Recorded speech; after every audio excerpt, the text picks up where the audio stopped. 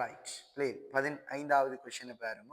25 centimetre கம்மா 25.25 centimetre நீளங்களை உடைய இரண்டு சுரமண்டல குழல்கள் ஒருமிக்க அவற்றின் அடிப்படை பரிவில் ஒலிக்க செய்யப்பட்ட போது செகண்டுக்கு 2 அடிப்பு கேட்கிறதுன்னு சொல்றார். முனைத்திருத்தத்தை புறக்கணித்து இக்குழாய்களின் மீட்டர்கள் முறை என்று கேட்கிறார். அப்ப எங்களுக்கு நார்மலா தெரியும் பாருங்க. கொஸ்டின் நம்பர் 15 பாருங்க. ஸோ இப்படி ஒரு குழாய் இருக்குது. இந்த குழாயிட நீளம் 25 சென்டிமீட்டர் அப்படி என்று சொல்றார்.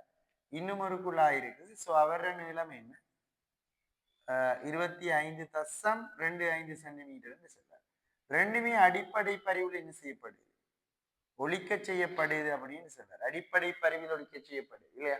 இப்ப நாங்க தியரியில படிச்சிருக்கோம். ஸோ இந்த ஃப்ரீக்வன்சி பரிவு நீளத்தோட நேர்மாறு வீத சமனாக இருக்கு. அதாவது பரிவு நீளம் பரிவடைகிற நீளம் கூட கூட ஃப்ரீக்வன்சி என்ன செய்யும் குறை.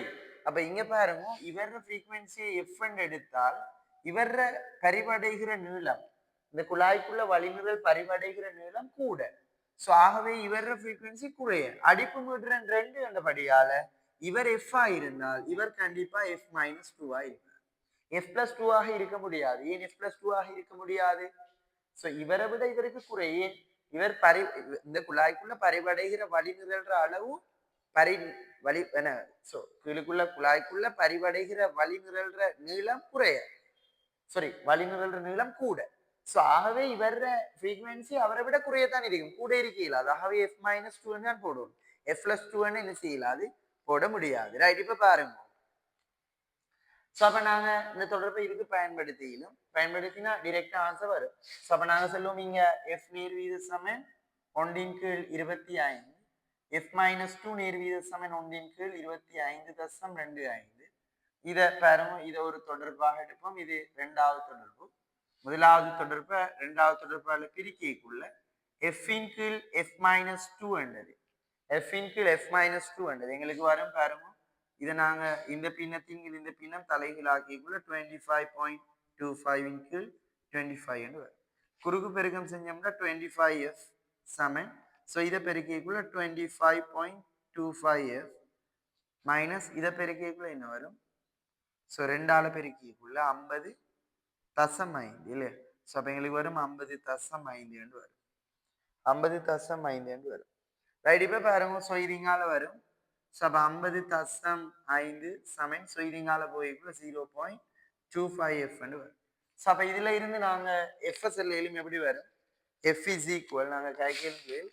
So F is equal so பிரிக்கைக்குள்ள 50.5 0.25. ஸோ அப்போ எங்களுக்கு வரும் 2.4 மெகாஹெர்ட்ஸுக்குள்ள ஸோ கீழ் 25 சுருக்கினமெண்டா 2 தடவை 0 2 தடவை. ஸோ அப்போ இவர வரும் காரணம் இவர ஃப்ரீக்வன்சி 202 ஹெர்ட்ஸ் அப்படி என்றால் இவர் 2 குறைவாகவே இவர் என்ன வரும் 200 ஹெர்ட்ஸ் என்று வரும் இல்லையா? ஸோ அப்போ 200 ஹெர்ட்ஸ் என்று வரும். அப்ப முறையேன்னு கேட்கிறார் இல்லையா? 25 சென்டிமீட்டர் 25.25 சென்டிமீட்டர். ஸோ அந்த குழாய்கள்ற மீட்டர்கள் முறையேன்னு கேட்கிறார். ஆகவே இவர 202 இவர 200. ஸோ பொருத்தமான விடை முதலாவது வர முடியாது மாறி இருக்குது. ஸோ ரெண்டாவது தான் பொருத்தம். ஸோ அப்ப இதுக்குரிய ஆன்சர் எங்களுக்கு வரும் ஆன்சர் 2 என்று வரும். ஸோ அப்ப இதுக்குரிய ஆன்சர் ரெண்டாவது ஆன்சர் வரும். எங்களுக்கு ரெண்டாவது ஆன்சர் பொருத்தமா இருக்கு. ஓகே क्वेश्चन நம்பர் 16 பாருங்க பிள்ளைகள். क्वेश्चन நம்பர் 16 ஒரு ஹைட்ரோ क्वेश्चन இல்லையா? क्वेश्चन நம்பர் 16 பாருங்க.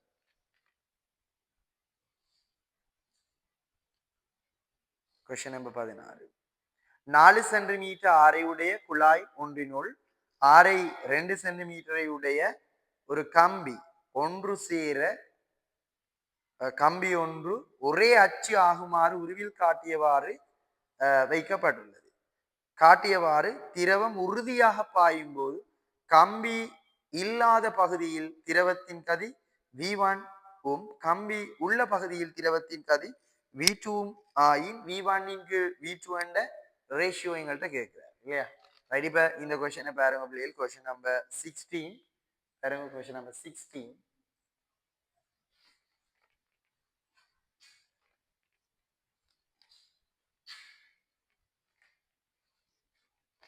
பாருங்க question number 16. Question number 16. So இப்படி இருக்கு இல்லையா? இது ஒரு குழாய், இது ஒரு குழாய். ஸோ இதுக்குள்ள இன்னும் ஒரு குழாய் இருக்கு, இதுக்குள்ள இன்னும் ஒரு குழாய் இருக்குது. ஸோ இப்படி இருக்கு இன்னும் ஒரு குழாய். ஸோ இப்படி காட்டப்பட்டிருக்கு தானே? இப்போ இதுக்குள்ள இன்னும் ஒரு குழாய். ஸோ இப்படி காட்டப்பட்டிருக்கு பாருங்க. ரைட். இப்போ இங்க ஒரே அச்சு, ஒரே அச்சுன்னு சொல்லியார். ஒரே அச்சு, ரெண்டுக்கும் ஒரே அச்சு. 4 சென்டிமீட்டர் ஆரையுடைய குழாய் ஒன்றினுள் 6.2 சென்டிமீட்டர் உடைய கம்பி ஒன்று ஒரே அச்சு ஆகுமாறு உருவில் காட்டப்பட்டுள்ளவாறு வைக்கப்பட்டுள்ளதுன்னு சொல்றாரு இல்லையா? ஆகவே இந்த பகுதிகளில் திரவத்தில வேகத்தை சொல்றார் V1, இந்த பகுதிகளில் திரவத்தில வேகம் V2. இங்க ஒரு கம்பியை வச்சிருக்கிறார். ஸோ அப்ப இந்த பகுதிகளின் ஊடாக தான் என்ன செய்ய போகுது? திரவம் பாய போகுது இல்லையா? ஸோ அப்ப எங்களுக்கு தெரியும் அந்த தொடர்ச்சி பாய்ச்சல் சமன்பாடு எப்படி வரும்? A1 V1 சமன் A2 V2 வரும். இப்ப இந்த குழாயை இங்க இருந்து நாங்க வியூ பண்ணிக்குள்ள பாருங்க, பாக்கிக்குள்ள எங்களுக்கு தெரியும் இது 4 சென்டிமீட்டர். ஸோ நார்மலா இது 4 சென்டிமீட்டர் ஆரையுடைய அந்த குழாய், பெரிய குழாய்.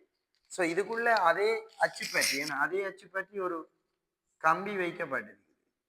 ஸோ கம்பி வைக்கப்பட்டிருக்கு. ஸோ அவர் ஆரை 2 சென்டிமீட்டர். ஸோ அப்ப இங்கால வெளிப்பகுதி ஒன்று இருக்குது இல்லையா? வெளிப்பகுதி ஒன்று இருக்குது. அப்ப இங்க நாங்க போடைக்குள்ள பாருங்க, இங்க எங்கள்கிட்ட கேட்டது என்ன? ஸோ V1 இன்கு V2 என்றால் இல்லையா? V1 இன்கு V2 தான் கேட்டது. இப்போ V1 இன்கு V2, அப்ப இங்கால பக்கம் V1 இன்கு V2 கேட்டது. ஸோ அப்ப A2 இன்கு A1 என்று வரும். A1 என்றது A1 பரப்புன்றது இந்த மொத்த பரப்பு இல்லையா? A2 பரப்புன்றது இது இந்த நிறந்திட்டப்படாத இந்த வெளிப்பரப்பு தான் என்ன? A2. A1 என்றது பாருங்க, A1 என்றது இந்த முழு பரப்பு, இந்த முழு பரப்பு முழு குறுக்குவெட்டு பரப்பு தான் என்ன? A1. A2 என்றது மொத்த பரப்புல இருந்து இந்த கம்பி உள்ள அந்த வட்ட பரப்பை குறுக்குவெட்டு முகத்தை கழிக்க வேண்டும். அதுதான் என்னன்னு வரும்? A2 என்று வரும். அப்ப இங்க பாருங்க, அப்ப நாங்க A1க்கு போட்டுக்கொள்வோம். A1 என்றது மொத்த பரப்பு தான், அதாவது பை ஆர் ஸ்கொயர், அதாவது 4 சென்டிமீட்டர் ஆரை. ஸோ அப்ப பை இன்டூ 4 வர்க்கம் கூடியது. மேலுக்கும் பாருங்க எப்படி வரும்? மொத்த பரப்பு வந்து பை இன்டூ 4 வர்க்கம். இதுல இருந்து கழிக்கணும். ஸோ இந்த கம்பியிட குறுக்குவெட்டு பரப்பு, கம்பியிட குறுக்குவெட்டு பரப்பு எப்படி வரும்? பை இன்டூ ஸோ இது 6.2 சென்டிமீட்டர். அப்ப 2 வர்க்கம் இல்லையா? அப்ப இங்க எங்களுக்கு தெரியும் பை எல்லாம் வெட்டுப்பட்டோம். அப்ப கீழுக்கு 16, மேலுக்கு 16 மைனஸ் 4, அப்ப 12 கீழ் 16 வரும்.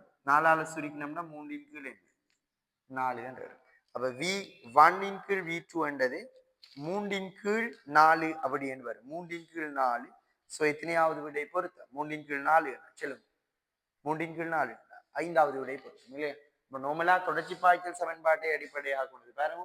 ஸோ அந்த 4 சென்டிமீட்டர் ஆரையுடைய அந்த குழாய்க்குள்ள V1 கதியில போறது, இடையில பாருங்க அந்த குழாயினுடைய அச்சு பற்றி அதே என்ன, ஸோ குழாயினுடைய அதே அச்சுக்குள்ளால இவர் அச்சும் பொருந்துற மாதிரி இன்னொரு கம்பியை வச்சிருக்கா 2 சென்டிமீட்டர் ஆரையுடைய.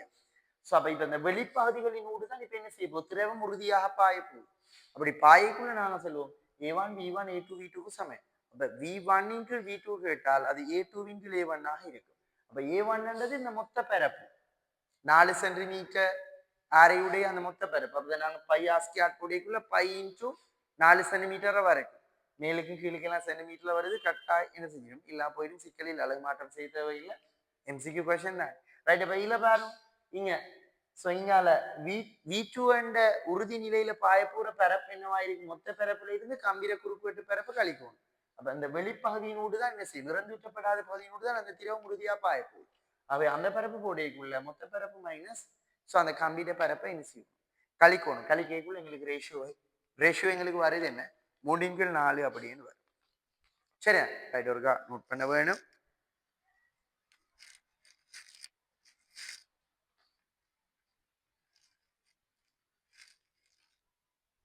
ரைட், 17வது கேள்வியை பாருங்க. 17வது கேள்வி. ரைட், 17வது கேள்வி சொல்றார் M1 M2, M1 பெருசாம் இல்லையா? திணிவுகளை உடைய 2 துணிக்கைகள் திணிவுகள் அற்ற விச்சுருள் ஒன்றின் முனைகளுக்கு இணைக்கப்பட்டு அவை சர்வசமனான P பருமன்களுடைய உந்தல்களுடன் இயங்கும் கனநிலை ஒன்றை படம் காட்டுகிறது. ஸோ இயங்குகிற கனநிலையை தான் காட்டுதுன்னு சொல்றார். விச்சுருளின் நீட்சி அடையாத நீளம் என்ன? எல்னோடும் விசை மாறிலி கே ஆகவும் இருப்பின் விச்சுருளின் முனைகளுக்கு இடைப்பட்ட நீளம் எல் உள்ள கனப்பொழுதில் தொகுதியின் மொத்த பொறிமுறை சக்தியாக அமைவது. விச்சுருளின் ஊக்கின் விதிக்கு அமைய நடக்கிறது. விச்சுருள் ஊக்கின் விதிக்கு அமைய நடக்கிறது என கொள்கைன்னு சொல்றாரு. ரைட், இப்ப பாருங்க ஒரு விச்சுருள் கொஸ்டின். இந்த விச்சுருள்ல இப்படி காட்டுகிறார். கொஸ்டின் நம்பர் 17 பாருங்க. Question number 17.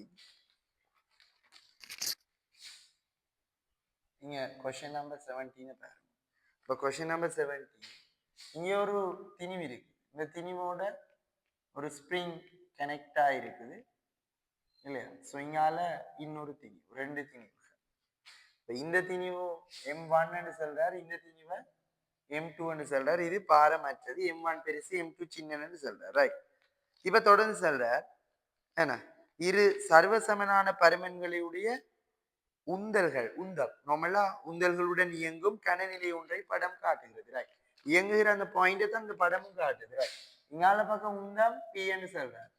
அதுக்கு சமனான ஒரு உந்தம் இங்கால பிரயோகிக்கப்படுது. ஸோ இதுவும் என்ன, உந்தம் Pன்னு சொல்றாரு இல்லையா? வேகம் சொல்லப்படையில உந்தம் சொல்றாரு. ரைட், ஆகவே இந்த இடத்துல பாருங்க, இந்த விச்சுருள் ஒரு குறித்த வேகத்துல போறதால இவருக்கு ஒரு இயக்க சக்தி இருக்கும். நேரம் இந்த விச்சுருள் நெருக்கலுக்கு உட்பட்டிருக்கும் அல்லது நீட்சி அடைந்திருக்கும். ஸோ அவருக்கு ஒரு மீளியல் அழுத்த சக்தியும் இருக்கும், ரெண்டும் இருக்கும். அவர் ரெண்டின் கூட்டுத்தொகை தான் இவர மொத்த பொறிமுறை சக்தியாக இங்க வரப்போகுது. என்ன ரைட், இப்ப தொடர்ந்து செல்ற பாருங்க. விச்சுருளின் நீட்சி அடையாத நீளம் எழுதும். இப்ப நீட்சி அடையாத நீளம், இப்ப விச்சுருள் நெருக்கப்பட்டிருக்குதா நீட்சி அடைஞ்சிருக்கான்னு எங்களுக்கு தெரியாது. இப்ப நாங்க இந்த இடத்துல என்ன செய்வோம், நார்மலா நெருக்கப்பட்டிருக்குது என்று எடுத்தோம் அப்படி என்றால் இப்ப ஆரம்ப நீளமா அப்ப நாங்க இப்படி சொல்லிடுவோம். விச்சுருள்ற ஆரம்ப நீளமா எல் நோடுன்னு காய்ச்சிருக்கார். ஸோ அப்ப நாங்க இப்படி காய்க்கிறோம் இல்லையா? இப்ப இந்த விச்சுருள்ற ஆரம்ப நீளம் வந்து எல் நோடு. இப்ப நெருக்கப்பட்டிருக்குது. ஸோ என்ன நீளம் வந்து எல்ன்னு காட்டப்பட்டிருக்கு. ஸோ அப்ப ஆரம்ப நீளம் எல் நோடு. இப்ப நெருக்கப்பட்டிருக்குதுன்னு எடுப்போம். ஆகவே இவரில் நார்மலா மீடியல் அழுத்த சக்தி ஒன்றும் இருக்கு. ஆரம்ப நீளம் எல் நோடுன்னு சொல்றாரு. இப்ப எல் எங்களுக்கு தெரியாது, எல் நோட் பெருசா சின்னனான்னு தெரியாது. நான் ஆரம்ப நீளத்தை பெருசுன்னு எடுக்கிறேன். ரைட், இப்ப பாருங்க, அப்ப எல் நோட் பெருசு, இது எல் வந்து என்ன சின்ன, எல் சின்ன. ஸோ அப்ப இப்ப எங்களுக்கு தெரியும் நெருக்கப்பட்டிருக்கு. அப்ப நெருக்கப்பட்ட வெளியில் மீடியல் அழுத்த சக்தி சமைக்கப்பட்டிருக்கும். ஸோ அதே நேரம் இவருக்கு ஒரு உந்தம் இருக்கிறபடியால இயக்க சக்தியும் இருக்கு. அப்ப இந்த இடத்துல செல்லுங்க பாப்போம். இப்ப எங்களுக்கு தெரியும் உந்தம் என்றது திணிவு தர என்ன வேகம். இந்த இடத்துல பாருங்க, இந்த திசையில ஒரு உந்தம் இருக்குதுன்னா அந்த திசையில என்ன இருக்கும், அவருக்கு வேகம் இருக்கு. அப்ப அந்த வேகத்தை கண்டுபிடிப்போம். V1 எடுப்போம். அப்ப V1 அப்ப உந்தம் சம திணிவு M1 into V1.